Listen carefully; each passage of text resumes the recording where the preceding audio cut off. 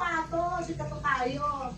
At ang pangalan niya, ang palayaw niya, Pato. Siya yung tindera sa kalye, yung nakasalamin, tapos nakasombrero, yung minsan wala sa sarili, at may sariling mundo, magugulakin, siya ba yun? Isa ka rin ba sa mga marites na yan?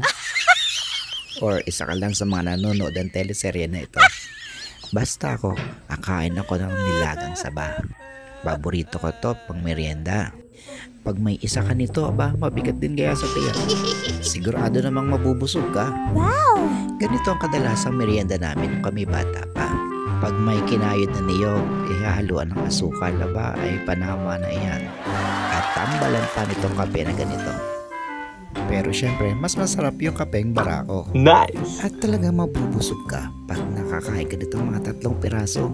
Daig mo pang kumain ng isang bandihadong kanin. Pero ngayon, naobserbahan ko lang, parang mga kabataan, hindi na sila kumakain ng ganito. Maaaring oo, pero kadalasan, mas pinipili pa nila bumili ng siomai, siopaw, yung mga pagkaing street foods na alam naman natin hindi naman ganun kaganda sa ating kalusugan.